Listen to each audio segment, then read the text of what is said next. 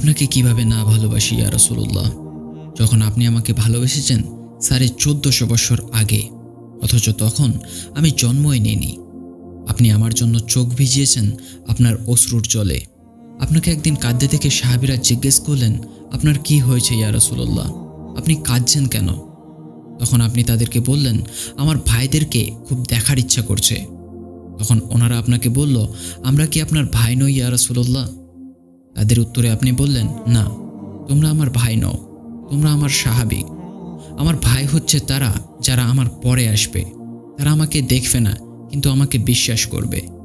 ইয়া রাসূলুল্লাহ, তায়েফের সেই কঠিন দিনটি আমি এখনো ভাবলে কেঁপে উঠি। যখন আপনার পায়ের নিচে রক্ত জমে যাচ্ছিল, শিশুরা আপনাকে পাথর ছুঁড়ে মারছিল, কিন্তু আপনি তখনও তাদেরকে অভিশাপ দেননি, বরং বলেছিলেন, হে আল্লাহ, তারা হয়তো জানে না, তারা না জেনেই এ কাজ করেছে। এবং আমি আশাবাদী আপনি পরবর্তী প্রজন্মকে ঈমানদার হিসেবে গড়ে তুলবেন। আপনার সেই দোয়ার বরকতেই আজ হয়তো আমরা মুসলিম হতে পেরেছি। আপনাকে কিভাবে না ভালোবাসি ইয়া রাসূলুল্লাহ।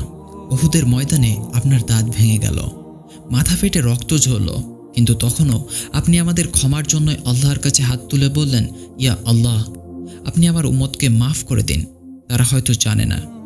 আপনার সেই দোয়াতেই আমরা আজও আশার আলো খুঁজি। আপনাকে কিভাবে না ভালোবাসি ইয়া রাসূলুল্লাহ। কিয়ামতের দিন যখন প্রত্যেক নবী রাসূল বলবেন, নফসি নফসি, হে আল্লাহ আমাকে বাঁচান, হে আল্লাহ আমাকে বাঁচান, শুধুমাত্র আপনি, কেবলমাত্র আপনি বলবেন, উম্মতি উম্মতি। আপনি সেই দিন সিজদায় পড়ে আল্লাহর সামনে কাঁদতে থাকবেন এবং আল্লাহকে বলবেন, আপনি আমার উম্মতকে বাঁচিয়ে দিন ইয়া আল্লাহ।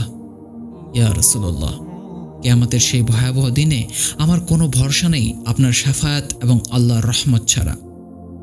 আপনাকে কিভাবে না ভালোবাসি ইয়া রাসূলুল্লাহ। আমি দুর্বল, আমি গুনাহে ভরা। আজ আমি নামাজ ভুলে যাই, আমি কোরআন থেকে দূরে চলে যাই, কিন্তু আপনি তো আমার জন্য কেঁদেছেন, আমার জন্য দোয়া করেছেন। আপনাকে কি করে না ভালোবাসি ইয়া রাসূলুল্লাহ। আপনি ক্ষুধার্ত থেকেছেন, কষ্ট সহ্য করেছেন, অপমান মেনেছেন, শুধুমাত্র আমার জন্য, শুধুমাত্র আমার জন্য, যেন আমি হেদায়েত পাই। আপনার চোখের অশ্রু, আপনার হৃদয়ের দোয়া, আপনার নিঃস্বার্থ মিশকাত আমাকে ছুঁয়ে গেছে যুগের পর যুগ। আজ আমি আপনার উম্মত। আমার গুনাহের বোঝা ভারী হলেও আমি মাথা উঁচু করে বলি, আমি মুহাম্মদ সাল্লাল্লাহু আলাইহি ওয়াসাল্লামের উম্মত। আপনাকে কিভাবে না ভালোবাসি ইয়া রাসূলুল্লাহ। আমার জান্নাতের আশা তো আপনারই শাফায়াত, আমার জীবনের স্বপ্ন আপনার সান্নিধ্য, আমার অন্তরের ভালোবাসা কেবল আপনার জন্য ইয়া রাসূলুল্লাহ সাল্লাল্লাহু আলাইহি ওয়াসাল্লাম।